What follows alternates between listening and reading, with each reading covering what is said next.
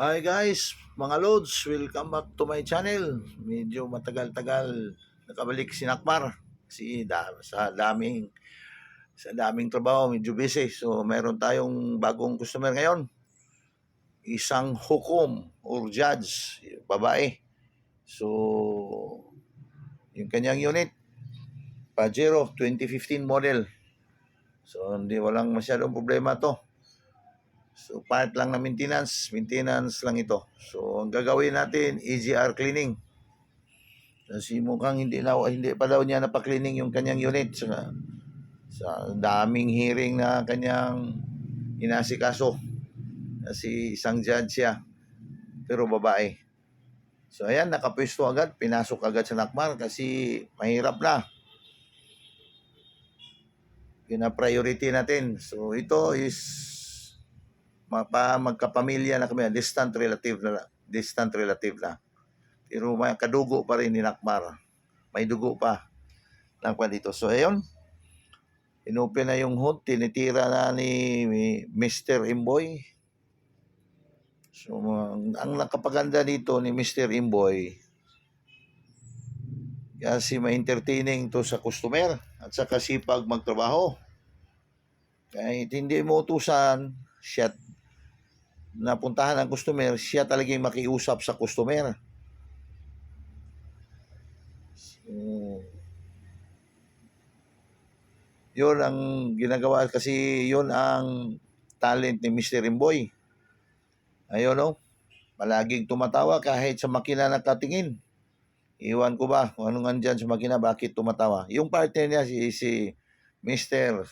Saldi Perez. So ito si Saldi Perez, galing ito sa Cagayan de Oro. Marami na lang itong shop na napapasukan doon. So for 8 years yata, galing siya sa Cagayan de Oro or 9 years na. Yun pa rin ang gawain niya.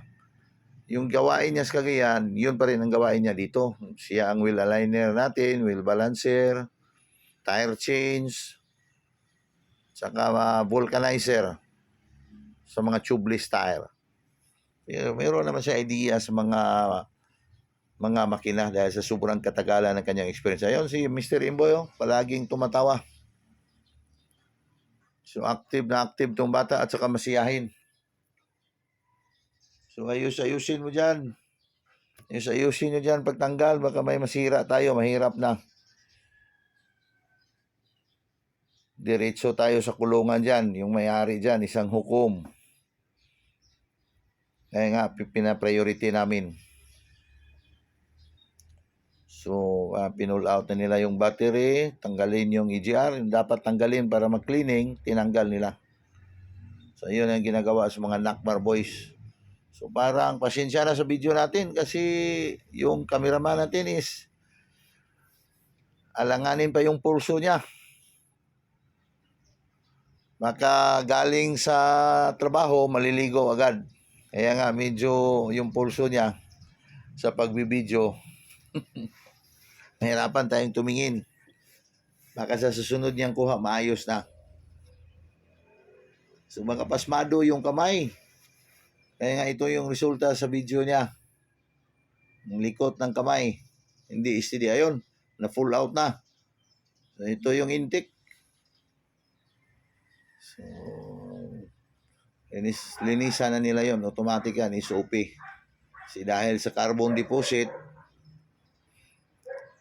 naging madumi yung nasa ilalim dyan. So, mag-cause din yan ng nakapahinang takbo. Pag mayroon ng carbon deposit, maiba na yung pick up yung sasakyan. Baka madili na, kulang na sa hataw. So ayan, na-pull out na yung dalawang item. Dalawang parts, ayan. Nilinisan na agad ni Mr. Saldi Perez. Fast forward tayo dyan. So, yung dustpan lang nilalagyan ng mga carbon deposito, kitang-kita yan. Parang hindi talaga ito na cleaning sa katagalan dahil sa sobrang busy din si Your Honor. Sa dami sigurong hearing na nasikaso. Walang time.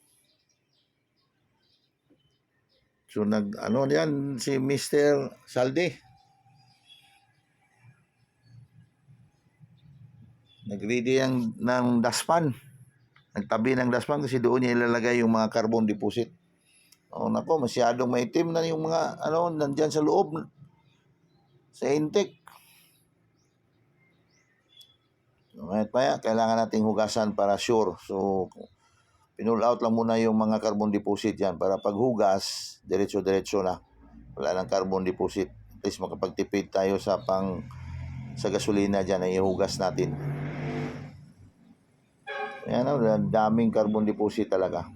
Mukhang hindi ito talaga na cleaning.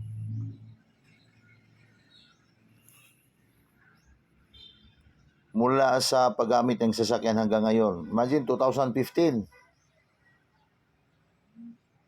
Parang hindi na dyan. Ayun, meron ng planggana si Mr. Saldi. Siya mismo ang nagki-cleaning dyan. So, speaking of work experience, medyo may katagalan na din si Saldi. Mataas na ito yung experience niya. Galing siya Cagayan de Oro, galing Jackson, galing Caltex. So dami din siyang napapasukan doon sa Cagayan de Oro. Kaya nga nag-transfer siya dito kasi yung ang asawa niya taga rito sa atin. Buti din yung asawa niya mo, parang may dugo pa kami sa mother side. So ito, cleaning na, hinuhugasan na.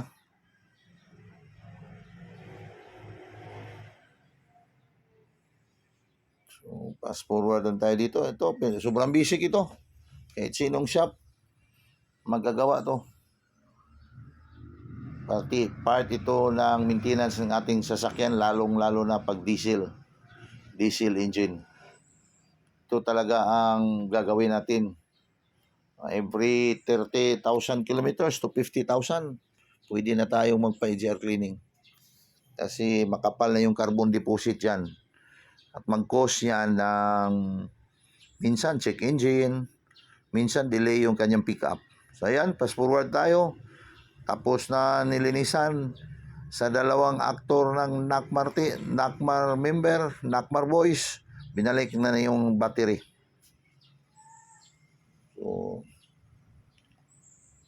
So dito, parang mayat-maya, atas na yan.